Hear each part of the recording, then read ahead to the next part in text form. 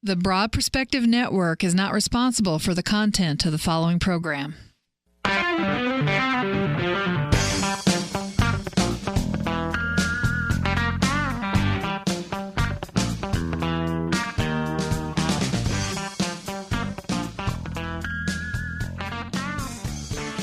Good morning, everyone. Welcome to The Broad Perspective on the Broad Perspective Network. We're glad you're with us today. I'm Vivian Komori. I'm Laura Feliz. And also joining us today is one of the Broad Perspectives audience listeners, and that's Kevin Lawson. He's going to take a microphone today and weigh in on some of the subjects that we're going to talk about. Welcome, Kevin. Hi, how you guys doing? We're doing well. We're glad you're with us. Yes. We wanted to talk about something of interest, at least to us. Hope it is to you. And the reason that it came to our minds that we were at a meeting recently and someone asked the question, and she's a retired high school teacher, have we abandoned some of the practical subjects? And I forget the word she used. What was the words that she used as far as...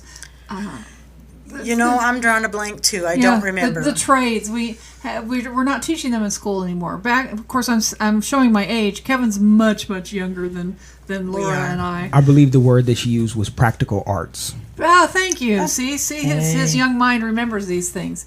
Practical arts, yeah. So I don't think, I haven't, my kids never took them in high school. They had the option in college, but I know when I was in high school, we took home ec, which included sewing and cooking. There was shop and woodworking and auto mechanics and a lot of the basic trades, which there doesn't seem to be that option, or at least maybe there is and the kids just aren't taking it. I don't know. But what I would call practical skills. And then you might think, well, it's kind of sexist because maybe only the girls took home ec and the boys took auto mechanics. But in my high school, yes, that's true for the most part, but we had to switch off. The boys did have to take home ec for, I think, at least 6 weeks, and the girls had to take auto mechanics for 6 weeks. So we did switch off back and forth, and now I don't think it's an option for anyone. So that's what we wanted to address at this moment. Have we abandoned the practical trades in the education of our young people? And is there a reason for it? Are they practical? Is there benefit? What do you guys think? It seems to me that more and more manufacturers of anything are building things in a way that we can't repair or replace them. And I don't like that, because that means when something breaks down, you have to pay to get it repaired. And we used to be able to repair stuff on our own. Personally, I think, I know that those things were started because they were considered the beginning of trade vocational things. But even in high school, they didn't teach you everything. They just gave you a basic knowledge where you could see whether or not you had a knack for it. But they also taught you a little bit so that you could do more things for yourself. But even if you don't intend to be an auto mechanic, just a basic knowledge of some simple things you could do on your car can maybe help you to know whether or not you're being scammed by someone else. Okay. Well, I believe that the programs are somewhat outdated. I mean, when you have the new generations of technology and a lot of the things that are coming out nowadays, I mean, you just don't need it. Like you said, things are becoming cheaper. Manufacturers are making them faster, and it's machines most of the time doing the work. So whereas before you needed skilled labormen to actually perform a lot of these duties, nowadays machines do most of the work and kids don't need it. I mean, they need to focus on exactly what they have them focused on, which is the STEM programs, which is science, technology, engineering, and mathematics. This is the way the world is going. This is the way technology is going. And I think that our kids, especially here in America, need to advance so that we can excel and keep up with the rest of the world. Okay. Well, that's a good point. That is a good point. But is it okay to abandon all these others, or are they just so outdated there's no need to know how to do any of these practical things? Well, I believe it would rest on the shoulders of the parents. I mean, yes, a lot of our parents do have skilled trades and are skilled labormen, but I also believe that after high school you can make your own choice as far as career. You could go to college and seek a career in the STEM programs, or you could go to a vocational school and you could also obtain a career that way. You could go based off what your interests, but allowing somebody to make a choice as a young adult that would determine the rest of their life would also be better than maybe guiding them towards saying, well, you could only cook, you could only clean, you could only be an auto mechanic, you could only be a carpenter. I think that in high school, it'll cripple you, versus in college, you have more of a free spirit. Teachers are allowed to guide you a little bit more. There's not so much censorship, and you can be an individual and decide what you want for the rest of your life. But I think some people have a knack for tinkering. I actually like to tinker, and from the time I was very, very small, I was taking apart broken things that were in the basement and seeing how they worked and put them back together. I just find that fascinating. I like to know how things work. Well, when it comes to computer chips, you don't know how they work by taking them apart. But it's still fun to see how things are put together and how they function and what the insides are. I'll probably always enjoy doing that. And exactly, and that would bring you right back to, again, a STEM program, engineering. I mean, there's so many kids that, like you said, like to tinker, like to mess with stuff, and they're putting them in programs where these kids can excel on an even greater level, whereas an auto mechanic is not an automotive engineer. It's so much different. It's so much more of a degree. It's so much more time consuming. A lot of people enjoy their careers automotive technicians, I should say, because calling a mechanic would be the wrong terminology. But automotive technicians they enjoy their job. They enjoy fixing the problems in the car. They enjoy diagnosing the car. To whereas an engineer is not the same. He's not always made up the same way. He enjoys building the car, like you said, the computers of it, the linguistics, if you will, of the actual vehicle operating. So it is a little bit different. But if you like to tinker, you have two different fields in which you could travel in versus, hey, I think you could only fix the car. Mm-hmm. Okay, that's very thought-provoking. And we have to keep in mind as well, the cars of today and tomorrow are going to be so different than anything we would learn in class yesterday. I agree with that. Information is changing so rapidly that Right. it's quickly outdated. But I think if you know a few basic tinkering things, and it doesn't have to just be auto mechanics. It can be working with metal, working with wood, simple electronics, some basic cooking and sewing skills. I mean, you should know how to sew on a button. Yeah. You should know how to fry an egg. I know adults that don't know how to track their debits or check They're- things. right, They don't how do balance I a do checkbook. they don't Yeah. know how to balance a That checkbook. is very true. And you're right. It is true that a lot of people are growing up incapable. However, how many people really have that old cookbook that they used to have back in 1990s? Nowadays, most cookbooks are on the internet. A lot of the older generation do have cookbooks, but the younger generations, those 35 and under, I would say, majority of the women and men that do cook, they're not cooking off a cookbook anymore. I mean, You're right. Oh my God. even cooking is becoming more advanced. Things are advancing in mainstreams. I mean, you have Le Cordon Bleu, for example, that's the well-known cooking school. I mean, chefs are becoming way more advanced now, to the point to where cooking is no longer just, hey, you throw a few grains of salt in a pan and boom, you're a chef. Or the old saying goes, you put your foot in it. Cooking is now becoming an art, where people are building sculptures that you don't even eat anymore because they just look so beautiful that we're just going to stare at this cake melt. Laura's made some of those before. I made some of those cakes that nobody wants to cut into. Yeah, she's made a lot of those. By the way, Kevin, I just want to thank you so much for calling us the older generation. That was very. We definitely are. We have to talk about couth.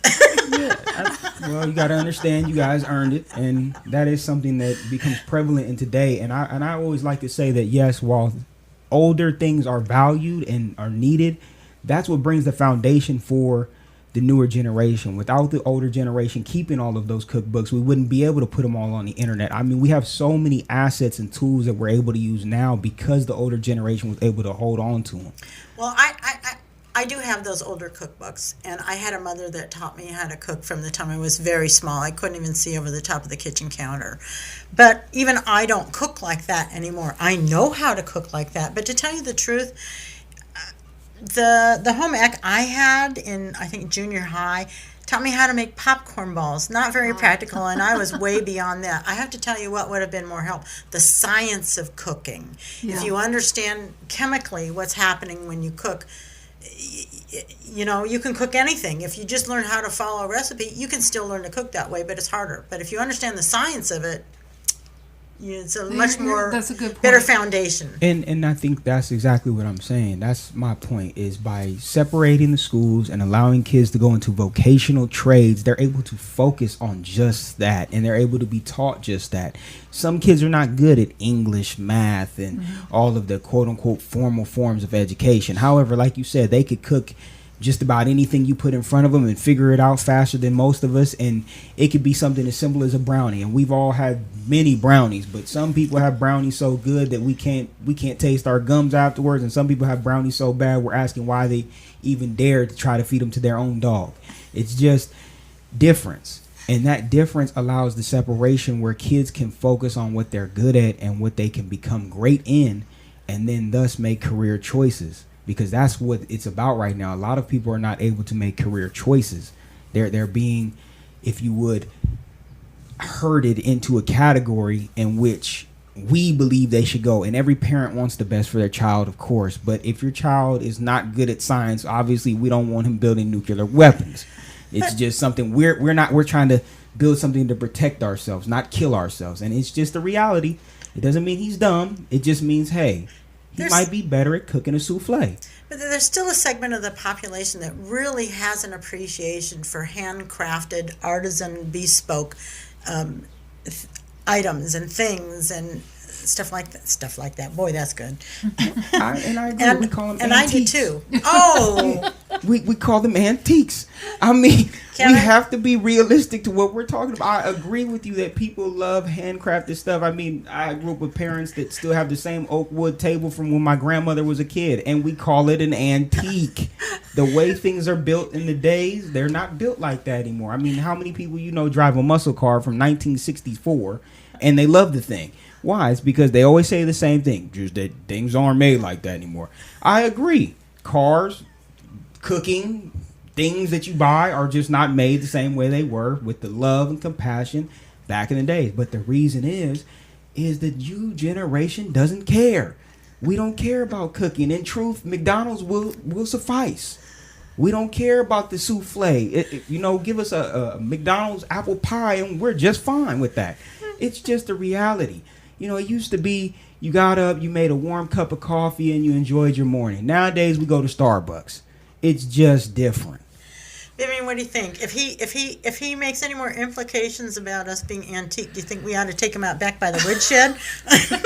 Young whippersnapper. No, he's right on. He's so right on. I get it. I agree. But it's like this. I know what a really good quality frozen apple pie tastes like from the market, but I also know what a homemade, made from scratch tastes like, and they don't taste the same. Some people don't care about that, being able to distinguish from that. Good enough is good enough, and I have nothing against that because I have on occasion bought frozen apple pies from the supermarket, but homemade is always better. Always better. Homemade And it's made with love. Exactly. And it's made with it's love. made with love. It's made with time, and the person that's making it cares about the taste, not the market value.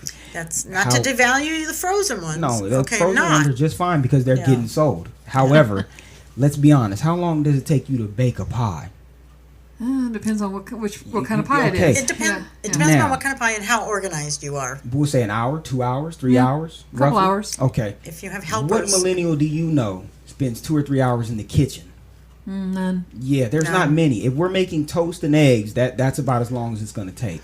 So if all the older generation just dies out and we don't pass along some of these skills to the younger generations, they will have no options except to buy the frozen one. No, I believe the stupidity of the younger generation is actually creating job security for those that, again, let's go back, like to cook, like to make these pies, like to do this stuff. The person making that frozen pie recipe, oh, believe me, they loving the fact that this new generation is just too lazy to get in the kitchen and do it themselves.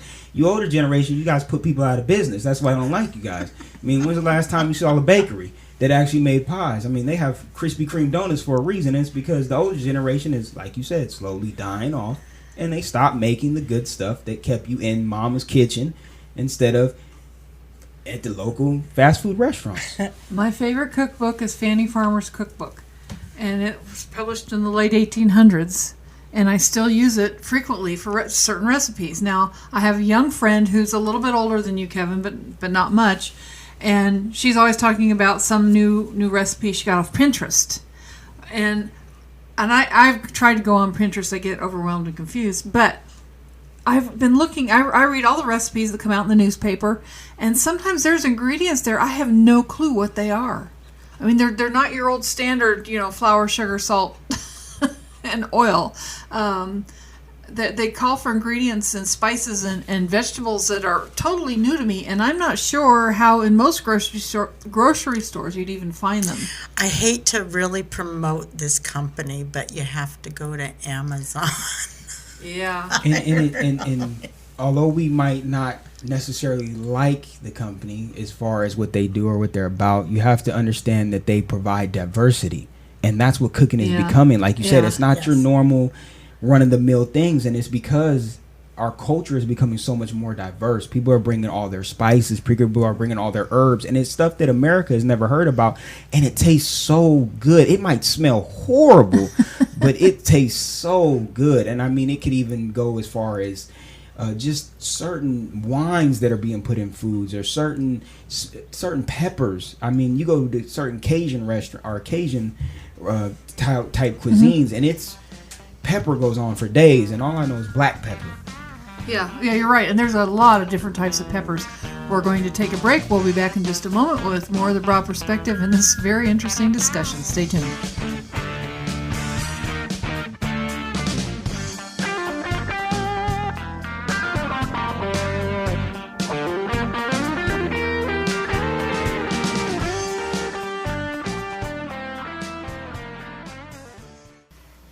Hello, I am His Majesty the Soul, King of Mauritius, and I invite you to help me build the world's planetary egg, an ecological geophysical galleon.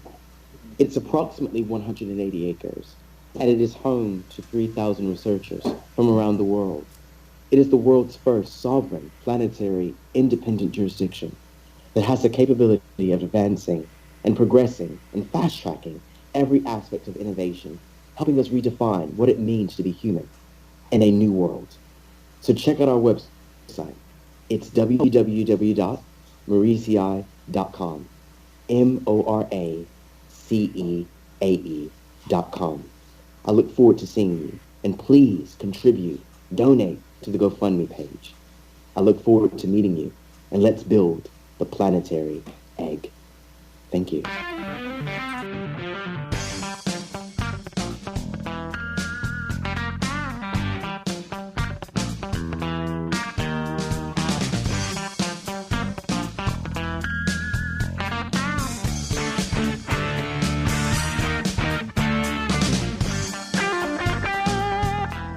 Welcome back to the Broad Perspective on the Broad Perspective Network. I'm Vivian Komori. And I'm Laura Feliz. And I'm Kevin Lawson. And we're talking about, clearly there's a generation gap in this subject matter, which is wonderful, which is why it's the Broad Perspective. It's a broad generational gap. And Kevin's really bringing a whole different angle to this subject, which I love. I do too. I'm really having a lot of fun with this one.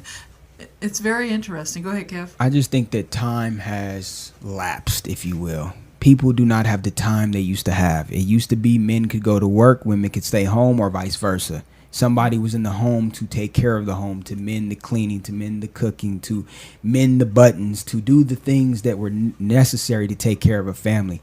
Whereas now society has gotten to the point where both parents are oftentimes gone, and kids are left to take care of themselves and learn from YouTube and Google and Pinterest and all these other things that are prevalent to today's society, as far as, I guess you would say, social media and things like that. And it's just that gap in time. People are wondering where it went.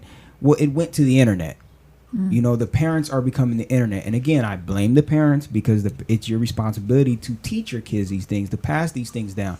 However, now these things are not being passed down. And again, they're antiquish. It's just a style of antiquish. Yeah, parents don't have time to pass anything down. They're busy. I mean, this is the truth. There's only so many hours in the day, and there's just so little time anymore to pass down what is necessary. You know, I loved my Betty Crocker cookbook because it taught me how to meal plan with a budget, and, you know, how to do things with different cuts of meats to make it last for all week long if you needed to. I mean, I grew up in a time where you turned the collars and cuffs on men's work shirts when they wore out so that they'd last longer. And now women are so empowered that to turn the collars and cuffs on a man's work shirt would be an insult. It's just changed so much. I mean, even in the 90s when I was growing up, most of the little girls wanted what was it called? The easy bake oven. That's Yeah. what every little girl wanted, was an easy bake oven, and every little boy wanted the construction set that you could build at home. They wanted to be like dad or mom. Nowadays it's changed so much because kids just want the new iPhone or the new Galaxy or the new video game, and that's what it's sadly become. Well, I had the Easy Bake Oven, and actually it was kind of fun, but my brothers got cooler stuff. I used to play with their stuff. They got erector sets, Lincoln Logs. They got, what was it, the Army forts with the little green plastic men, and we'd build all G.I. kinds Joes. of forts and stuff. Yeah, stuff like I that. like the creepy crawler machine where you could make those slimy little bugs and worms. Eat 'em. and things. Yeah, well, yeah, but the ones I had, they Incredible weren't. animals. Oh yeah, see, I was deprived. I only had the ones that you could try and put and scare, your mom or something. And that just goes to show you how society has tried to do a 180 as far as sexism, trying to get little girls to realize that they can do something more than bake. However, it has crippled us because although they showed, hey, well, you guys can do more, they've also showed that, hey, you don't have to take care of the family. And it goes for men too. A lot of men think, hey, as long as I'm bringing in a paycheck, I don't have to do anything. And that's not the contribution that brings about a good, positive family or good, positive role models. Again, when kids are learning off the internet, we're seeing what's going on. You got 12-year-old girls shooting people at school. You have kids running in schools with guns. You have police all over. I mean, our kids are living in a state of fear where we're trying to keep up with the rest of the world in peace, but we're actually creating more violence because of the fear. Kids are no longer able to get the fundamentals they need at home to understand conflict resolution. And that stems right back into the programs we're offering at school. Like you said, a lot of those programs, as far as vocational trades, that's what they bring. They bring conflict resolution. And that's what we're lacking with the STEM programs. I do agree with you. I do think conflict resolution is something that should be starting in school from very young age, possibly even preschool. Because it's something that I don't see happening not only just in schools, but a lot of adults don't have those skills. And they're important. Conflict resolution is probably just as important as ABCs and 1, 2, 3s. It's very important, and they teach it in the ABCs and 1, 2, 3s. However, it's not something that's right in your face. See, we know that when you get an algebra problem, x plus this equals that. It's a problem. And obviously the answer is called a solution. But they're not telling you this is how you solve your life problems. They're not telling you this is how you check your bank account. I think they should stop calling it a problem. I think that we should stop referring to math as problems. I think we should call them puzzle. This is a puzzle. You have to figure out how to solve. It's a puzzle. Well, and again, that would be just further sensitizing our kids. They can't, they can't get bullied. They can't get called a name. They can't get called this. And every time they are, we treat them as though they're so much of babies that, hey, go grab a gun or go get in trouble or go stab somebody. Or we're not teaching our kids that it's okay to get a boo-boo, if you will. It used to be you got scraped. I didn't care if you were a girl or boy. Mom cleaned it up and you were back playing in the dirt as though nothing ever happened. And now kids won't even get dirty. I mean, I see kids a lot of times don't even have play clothes anymore. Don't have play clothes, don't know what it is to play in the dirt and build roads and bridges and stuff and drive your Tonka toys over them. They're afraid that it's, number one, it's not safe. They're afraid to be outside playing because somebody's going to steal them or hurt them or kidnap them or do terrible things to them. And number two, they don't want to get dirty because there's germs, and there's all kinds of terrible things that can happen if you play in a mud puddle or you eat mud pies, which God only knows. I had more than my share. Yeah. Well, I ate mud pies as a little girl, and clearly you can see how that's affected me. Well, and it goes back to, like I said, conflict resolution. All of those things brought conflict. When you made a mud pie, you had to have the right concoction. I don't know of any kid, including myself, that got in that dirt and didn't know that it took 3 parts mud and 1 part water to get the exact mud pie you needed, and it had to sit on the cement for all of 5 minutes, not 3.5, not 6, but 5, and you had to be on point. But every single thing we were doing was a form of conflict resolution. We were presented with a problem and we found a solution, and we were able to tackle that task and become stronger. Although it was minute, in a sense, it was astronomical, because as we got older, we weren't afraid to confront the bully, if you will. We weren't afraid to confront the teacher that was wrong. We weren't afraid to confront the adult that may be approaching us in a way that we didn't feel safe by. These things now, kids are not even screaming. They're just getting took, and they're just disappearing. And it's ridiculous. It's to the point where parents are so scared that their kids are scared, and they would rather be quiet about it than speak out, because they're afraid of, again, the conflict and the repercussions. We have to teach our kids that it's okay to have conflict, but it's how you deal with the conflict that makes you a functioning adult, if you will. You know, I know a woman that has a daughter that's in high school that won't let her daughter use any sharp knife to cut anything in the house because she's afraid she'll cut herself. I find that's, you know, if you teach them proper knife skills, yeah, she may cut herself, but that will force her to be more careful the next time. I have so many scars. She's teaching her to be dysfunctional. Yeah, she's teaching her to be Exactly. dysfunctional. She's teaching her to have unrealistic fear about things that you don't have to with the proper training. And what you just say, the proper training, it goes right back into our first segment with home economics. Proper training. It's like you said, it's basic fundamental skills. Although it might be outdated, someone in her category, she needs that because obviously her mother is not providing the necessities to cut a steak, because you're not going to cut a steak with a butter knife. I mean, that's just common sense. So it comes back to all the things full circle, that conflict resolution, even for parents. I mean, we've been through things in our lives and we try to guide our kids in the right way, and everybody wants their kid to have the best. I mean, that's just human nature. You want your child to have the best and you want your child to be safe, but you can't save your child from everything. The world is in session, time is in session, and it stops for nobody, and there's danger at every corner, but you can't coop up and live in a cocoon. Yeah. You know, you can't get an owie and say, oh, I'm just gonna curl up in a ball and die because I'm hurt. I mean, how many people do we know that have worked through headaches, migraines, sickness? How many coworkers have we had with the flu to the point our bosses have had to send them home? All these things become prevalent in what? Conflict resolution. You have to work because why? You have to pay bills. You have to work because why? You got mouths at home to feed, and your wife is sick too, and she can't get to work. She's incapable of getting to work. She's sicker than you, or your husband's sicker than you. Or my favorite, mom always gets sick last because she's running around taking care of everybody else. Yep. It's to the point where you have to understand that as you become older, you bear more responsibility for not only yourselves, but the lives around you. And if our kids keep growing up with the sense that it's all for self and I just have to worry about myself and nobody else can be helped but me, it comes to the point where we're going to lose not only ourselves as individuals, but we're going to lose our society. I think there is a certain level of, dare I say it, weakness that we're instilling into our kids with all these fears. There is a certain level of I don't know what other word to use. Well, the point is fear and anxiety. The way you overcome that is to put yourself in the situation over and over. Like the person that's terrified her daughter's going to hurt herself, so she doesn't teach her how to do or use anything in the kitchen. The way you overcome that is teach her the proper way and use and maintenance of stuff in the kitchen. You've now empowered her, and she will develop some skills and some level of confidence by knowing how to do that. Exactly. And and I think what you instill in your children with this is so vitally important, because in my opinion, fear is weakening.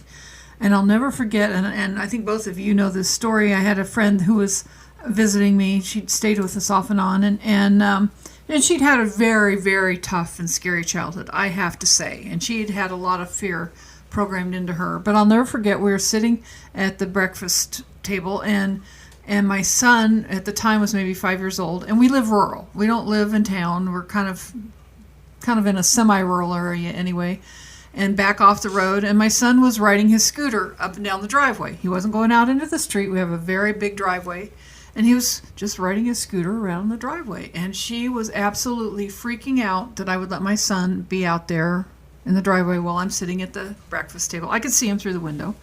And her whole thing was, somebody's going to steal him. Somebody's going to snatch him. You can't let him be out there. I'm like, he needs to be playing outside. This is good. I think playing outside and getting some exercise is a good thing, and nobody's going to steal him. But she was just so freaked out and adamant that he was going to be stolen. And I think that had I gone yes, I could have gone outside and sat with him. Okay. Well, he wanted to play. He did that all morning long, up and down the driveway. And he was very happy. And occasionally he'd stop and he'd pick up a rock and look at it, or what have you. You know, he'd pick up different things outside, but didn't go outside of the yard. He's up and down the driveway, getting exercise, getting sunlight and vitamin D, which I think is a big deal. And I think to deprive him of that, and instilled fear in him and not allow him to do it would have been counterproductive. And it's right, because a lot of us are not acknowledging that we have a problem here in America with our kids not being active. I mean, we had the first lady of the last administration actually come out with something that said, "Let's get active," and that is just ridiculous to have our politicians or our politicians' wives even getting to the point where we're trying to get kids to be more active. Right. Pretty much a message to the parents. Right. And I grew up in a small town in the Midwest, and we played outside. I mean, the minute we could get outside, get home from school, and change into our play clothes, we were outside, and we're in, especially in the winter less, but in the summer, spring, and fall, we were out there running up and down the neighborhood. And when it started getting dark, or our parents blew whistles, that whistle blew, we knew we better hightail our butts home and get ready for bed. For us, it was the streetlights. When the streetlights come on, you have to go home. Yeah. So that's and what's crazy is even being from a different generation, we had the same thing. Being born in the 90s, it was the same thing. If the streetlights came on, you better be at the front door. It was just that simple. You wanted to be outside, and now kids are not wanting to be outside, and fear is a big part of it. Right. Granted, the danger is posed, but we still have to overcome the dangers and realize that, okay, if the danger's there, then we need to be the parent and we need to be outside with our kids. Maybe that's the message that we need to be sending, that we need to be a little bit more vigilant and start teaming up as parents to realize that, okay, there's a danger present and we need to all be a community again. Because it used to be where it didn't matter if it was, Miss Vivian's kids, Miss Laura's kids, my kids, or anybody else's kids. If one of us was outside, all the kids were safe because we were all parents of these kids in the neighborhood. When I was a little girl, now I grew up in Minnesota. I was born in Minnesota and lived there for the first few years of my life. In the summertime, all the parents came outside with their kids in the evening after we're done with dinner, and we all sat down and we all visited, and the moms would have their basket of laundry they'd just taken down off the lines, and they'd fold the laundry, and all the kids would play games together, and the entire neighborhood was outside. And because it stays light very late in that we were out sometimes until 10 or 11 at night, but everybody was, the entire neighborhood. We're going to take a break. We'll be right back with this walk down memory lane in just a moment. Stay tuned.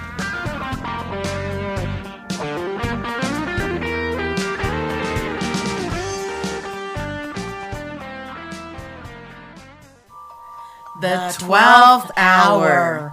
A show literally about everything. Everything. A candid discussion between friends about their different perspectives on what they think may be going on. Or what is not going on. With so many different areas of information being given out, we attempt to put together the puzzle pieces to create the broad perspective of the whole picture.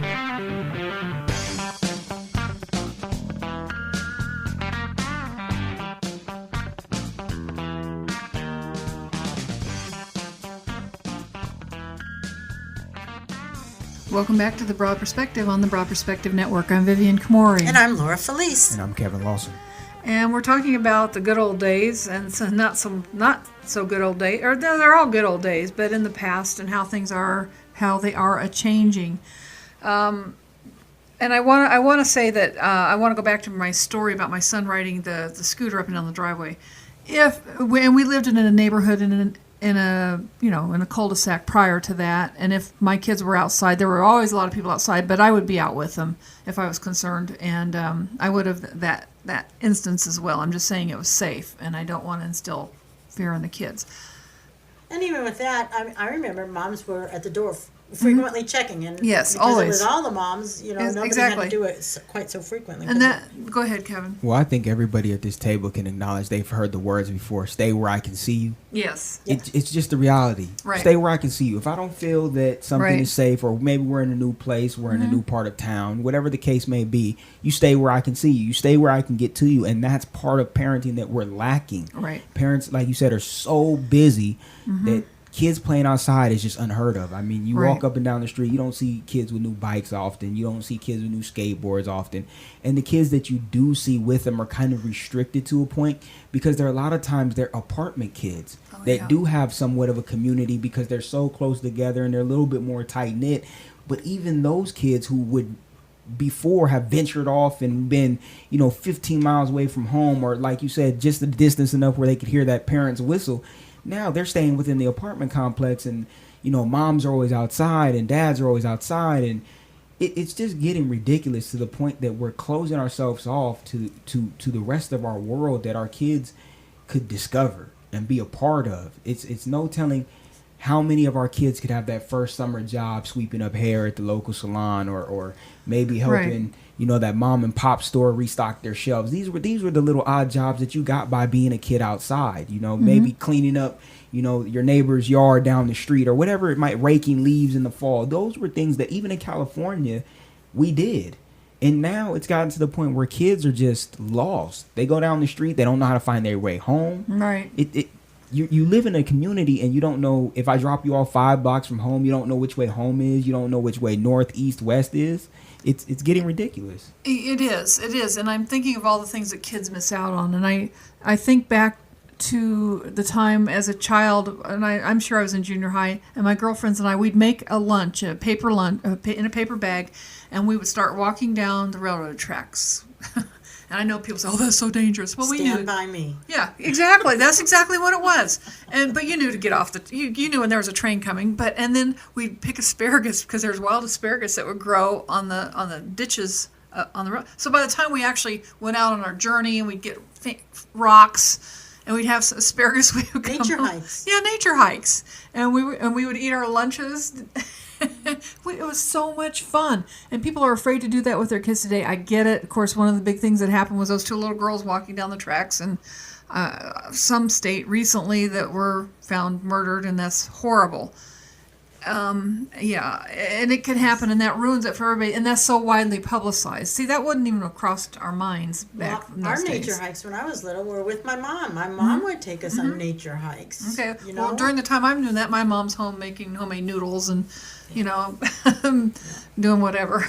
And that venturing out allowed you to explore, not just, like you said, the nature, but it let you explore your neighborhood. You ran into kids that you liked and loved, and some of us still remember childhood friends right now to this day that we might have not talked to for the last 20 years, but if we saw right now, we would just be in heaven. It would be as though we saw them yesterday because of all of those memories, all of those nature hike moments, all of those after school days, those summer days. However, it also allows you to bump into kids you didn't like so much. And most of us had bullies, and again, I still go back to conflict resolution. Even though, I had bullies or was bullied at one point in time, I still remember that the lessons you got from your parents after coming home from being bullied, you might be crying, you might have a bump, you might have a bruise, because all bullies weren't necessarily verbal as much as today. I remember a few bullies where it got real physical and I was on the losing end. Woo, let me tell you, when you're small, it does hurt a little bit. But those bumps and bruises still made me stronger as an individual. And nowadays, these kids are taking bullying to an extreme. It used to be Jim or Bob or whoever was your bully or girl. She pushed you down, kicked a little dirt in your face, and that was about the run of it. Yeah. You pretty much knew that if I walk down this railroad, at the end of this block is this family and such and such. Oh, we're gonna have to fight, or I'm gonna have to run, or whatever the case might be that you're going through. But nowadays, the bullying is so extreme that kids are picking up bricks, they're picking up rocks, they're going to a level of violence that even as adults is appalling. I mean, again, we have this news story where, and again, we don't know the full circumstances, so I don't want to put the girl in a category to make her seem like she's just a vicious person, or because I don't know the case, I don't know the story. But to go to the lengths to grab a gun, that speaks volumes. And again, we don't know if maybe she was being bullied, or we don't know if maybe she was the bully and she just went to this extreme. But to have our kids in such a panic that they feel that the only thing that can save them in the situation is to grab something that our officers use to take life as a form of lethal force, and that our officers even hesitate to use when they're in a situation of danger. I mean, that is astronomical right there. Well, see, then we have several problems rolled up there. We have the fact that we have kids that don't have any conflict resolution skills. We have parents, teachers, school officials, and others not listening and taking seriously a lot of these bullying things. They go, oh, kids would just be kids. And if you've ever been bullied, even if it was mild bullying, you know how that feels. And if that's continuing and ongoing, I mean, kids get desperate. Just they're human beings still.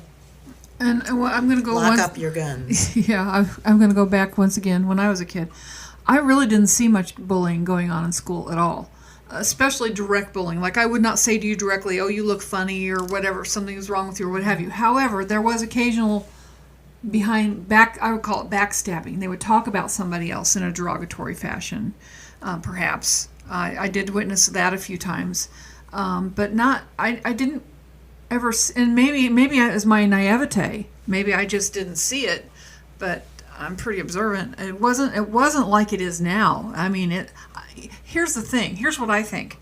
I think if a child is a bully, they've learned it somewhere. They're learning it from parents who are bullies. And that's true. If you look at a lot of children that are bullies, it's either neglect a lot of times in the home. I mean, psychologically, this has been proven several times. It's oftentimes neglect, or maybe the relationship between mother and father is not so nice. Maybe a little domestic violence, whether it's verbal or physical or both. Sometimes it's a addiction problem in the household that's outlashing onto the child just with words or, like you said, body language. And it is a learned behavior, but it's also something that, if you look at the child that's being bullied, and when they do get fed up, again, when we go back to the ways of old wasn't you got a gun. The ways of old was you defended yourself, and you tried to use your words as best as possible, but your parents told you that you had to stand up and be strong. You had to stand up under that because you couldn't run from it. And that's what kids are doing now. They're running from every little thing. And it went from kids telling jokes. In the black community, it's a well-known thing that they tell to dozens. Your mama's so fat that, okay, so those were jokes. Those were taken to, just, hey, we're just out here having giggles, and, we know your mom, like you said, we all spend time together. We're just cracking jokes. You made these same jokes with your brothers and sisters, and you guys shared the same mother. But as you got older, everybody knew you don't talk about moms. And when it got serious, it became a problem. But kids were not going to the lengths that they're going to today, where they're grabbing guns. It's just, there is no excuse, again, no excuse why you got to go to a form of lethal force, especially in a sense where it might just be verbal. Or even if it is a little bit physical, it's bumps and bruises. You will heal. You will heal. You can heal from a fight. You can't, once the gun or the knife or the brick or the weapon gets brought into the situation, gets brought into play, we're changing the dynamics of all of those kids that are affected around the situation. It's a permanent solution to a temporary problem, but we don't teach kids to see that. And also, that's the same thing with suicide. It's a permanent solution to a temporary problem. Just to go back to the parent, it's the parent's fault. Guess what? It may be the parent's fault. Percentage-wise, it's probably the parents have something to do with it, but it also could be an older sibling. It could be a next door neighbor, maybe someone that's babysitting these kids. It could be a cousin. It could be an aunt or an uncle. I knew someone that was bullied by her next door neighbor that babysit for them, and he was a minister. And it does happen. And again, I still go back to the parents, because my mother, I'm gonna let you know now, you couldn't get nothing past her. If something was bothering one of us, she knew immediately. As soon as we walked in the door, she was, what's wrong? And my mother worked hard, just like most women nowadays, worked a full-time job, went to school at one point in time full-time. She worked hard, but she knew her kids. And a lot of parents are not getting to know their children anymore. I mean, I remember times where I had siblings. I have, 2 sisters and 1 brother, and me and my brother would fight. That's what boys did. We're 2 years apart. We would get into scuffles that would probably make most people cringe at just the sight of us fighting over the Barney tape. It was just little boys doing what little boys do. But as soon as we got done, believe me, both of us felt it, because mom let us know that we don't fight each other, period. Dad let us know you don't fight each other, period. And that was instilled within the household at the start. So when we got outside, we didn't really fight too often, because we were so scared of mom that it was like, oh no, we would rather just be at peace out here, because we already get in trouble at home. And it's because if we did get into that conflict outside, mom would know. Because either I'm coming in happy and brother's coming in mad, or I'm coming in mad and brother's coming in happy. And that's just a situation that at home, it just brought a sandal. I'm just going to leave it like that. It just brought a nice firm sandal. And we can even get into that. Oh my goodness, kids are not getting, let me say this correctly. Kids are not getting spanked, if you will. See, because in our culture, as far as black art, we say beat, and now I've learned that when you say beat, a lot of people are associating that with child abuse now. It's different. You know, a quick swat, it doesn't have to be heavy, on a little like toddler age or preschool age, gets their attention. It's not a punishment, it gets their attention. Also, you said something that triggered this. When my daughter first started dating as a teenager, she would tell her pseudo boyfriends, because when they're that young it's a pseudo boyfriend, she said, if you do anything to me, my dad will kill you, but you really ought to be afraid of my mom much more, because my mom would just make you wish you were dead. And that is my point right there. You had that bond with your child that shows you that close relationship. It protects the child. It lets the child know that they have support. With all of the dangers that are in place, we have to understand that the child and us as parents have to have an open dialogue, an open communication. And that right there is something very important as far as being able to see our children know there's a problem, assess the problem, and then further have a conversation. Because especially with girls right now, with sex and sexually transmitted diseases and pregnancy, and then guys with sexually transmitted diseases, and now we have to add a new implementation into it. A lot of our children are feeling, that they're more attracted to the same sex, and they're feeling that that's okay, and that's what choice they're deciding to make. And as parents, we have to open a dialogue to decide for our children, okay, well, what route are you going to take? Because like you said, it's getting to the point where our kids are choosing for themselves, and we're not having kids anymore because they're committing suicide, or they're choosing drugs, or they're choosing alcohol, and we're losing our kids to life detrimental changes. These changes are so detrimental to our society. We've seen what addiction does. We've seen what suicide does to the family. We've seen what STDs have done to the family. And that is something that's important. It's all very important. You're right. And maybe it all does boil down to parenting. Have we lost our parenting skills? I think that's a big part of it. Yeah, I think that you brought up some very good points there, Kevin. Definitely some food for thought. And there's lots of different schools of thought on any and all of these subjects. But we really need to take a deep look at them, because I think we're really entering into a new era. Things have changed rapidly, and they're going to change even greater. I mean, so fast that we won't even recognize this culture of the American culture real soon. And there's cultures within cultures, as we've talked about. But anyway, we're going to take another break. We'll be back, and we'll wrap this all up in just a few moments. Stay tuned.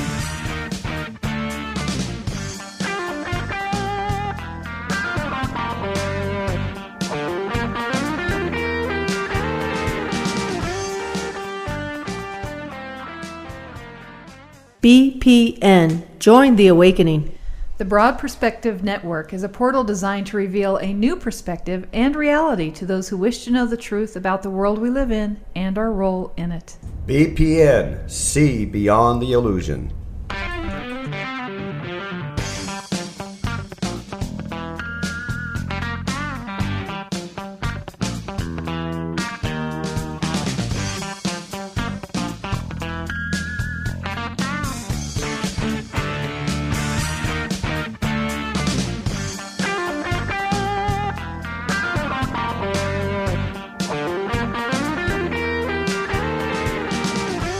Welcome back to The Broad Perspective on the Broad Perspective Network. I'm Vivian Komori. And I'm Laura Feliz. And I'm Kevin Lawson. And we are talking about all the challenges facing the younger generation. And I think probably every older generation has always lamented about this. But I think a lot of in times past, the older generation used to talk about how easy the younger generation has it as compared to when they were kids. And we still have that because technology keeps making things simpler. But on the other hand, I think the young kids have it much, much harder. I think today's environment and today's culture and today's world is a much, much tougher place to try and grow up in and make your way. That's my opinion. I wouldn't say tougher. I would say more cruel. Cruel, okay. I would say because people are losing their sense of sensitivity. And one thing about the older generation that's always been respected, and I don't think it can ever be negated, is they were durable. They were built to last. We have grandparents, great-grandparents. When I say they worked like they were building an empire, and they would just be working the simple farm enough to feed the family and bring in a crop for a little profit to get us to school. and get us some new clothes. And nowadays the generations are so fixated on, as you say, keeping up with the Joneses, that people are becoming cruel. It's step on your own friends to make it to the top if you should have to. And I think that the solution to the problem is there are things that are afforded out there for parents. I mean, I cannot blame parents solely, because these kids nowadays are a little bit more outspoken, if you will. They're a little bit more vulgar, if you will. To whereas everybody sitting at this table, again, would not dare talk back. And talk back was a simple, but mom, that just didn't come out. It just didn't cross your mind. It just didn't, to protest anything. It was go sit in the corner, and that was it. And you just went and sat in the corner. You never said, but mom, or can I go out? And no. And you never, but mom, you never pleaded your case.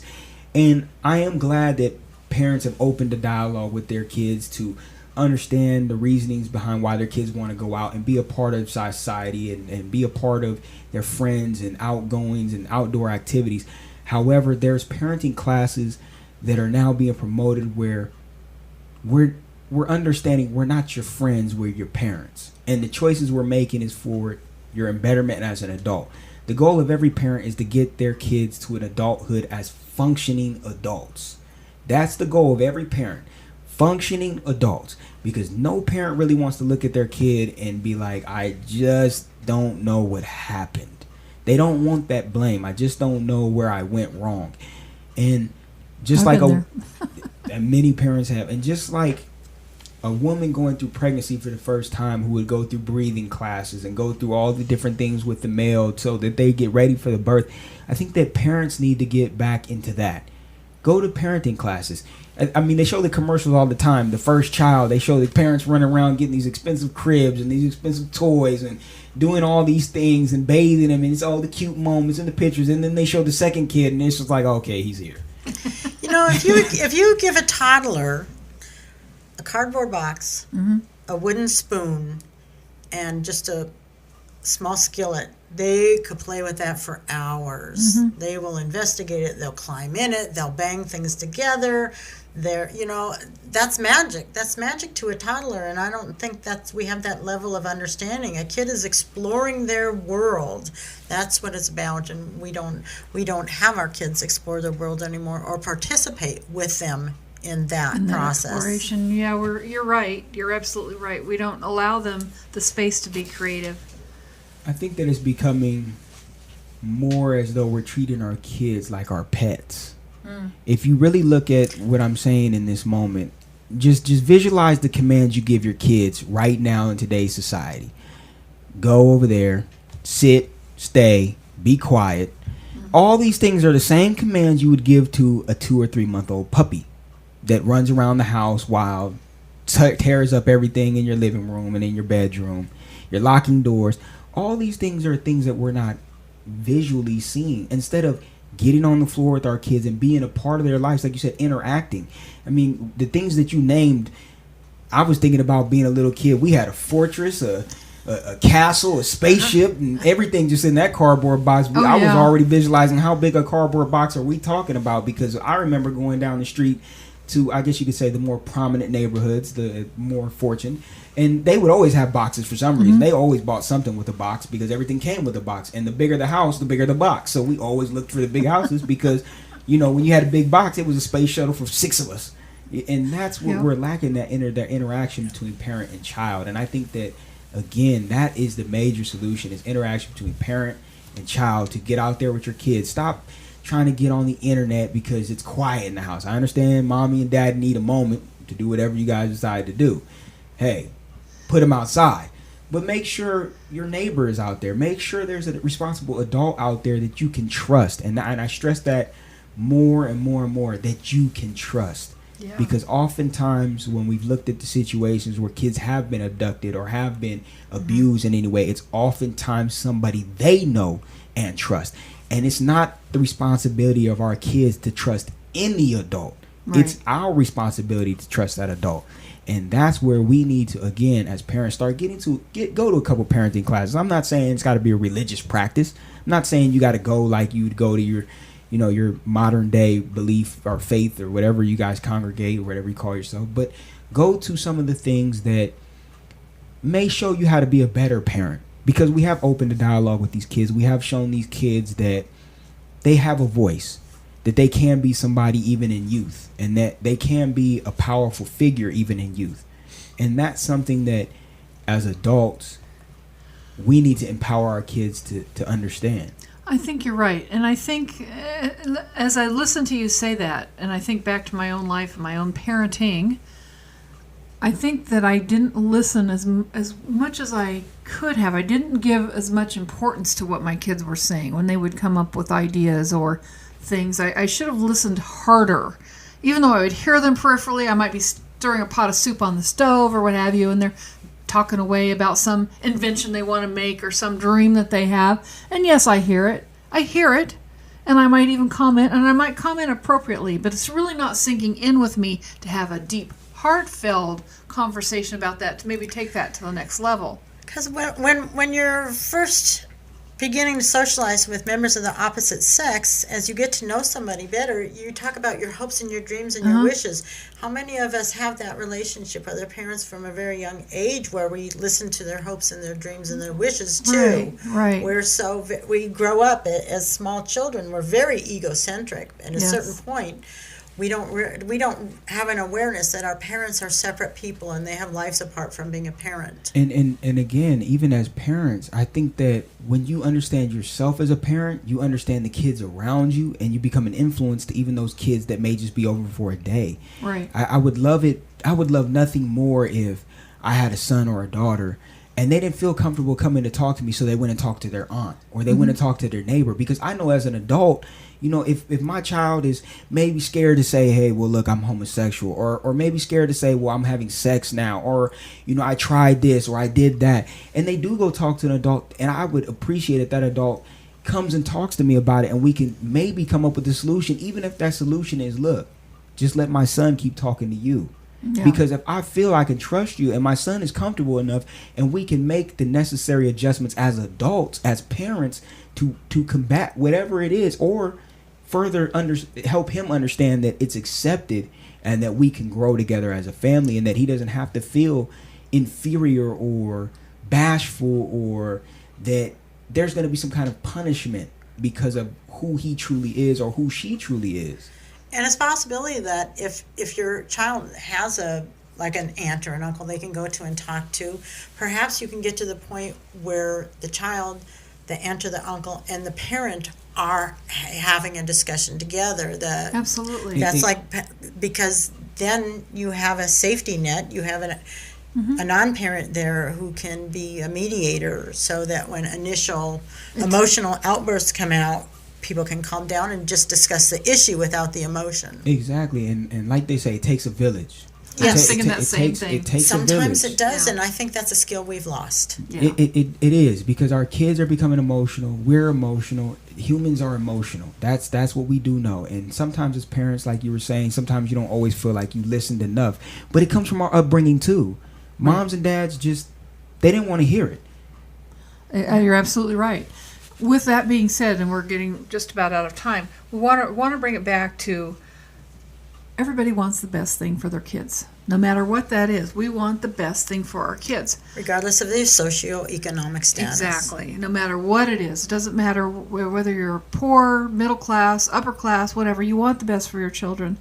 And I think that it's important to step back and think about what that is, and how everybody can play a role in this and pay attention. So with that, it's been a fun discussion, everybody. I appreciate all our listeners today. I appreciate Laura and Kevin for giving us great information, and it's been fun. Thanks for joining us, Kevin. I appreciate you having me. Yeah, it's been fun. So I want to take this opportunity once again to thank you and remind you to join us same time, same place next week, where it's all perspective. Join us and broaden yours. Thanks for listening.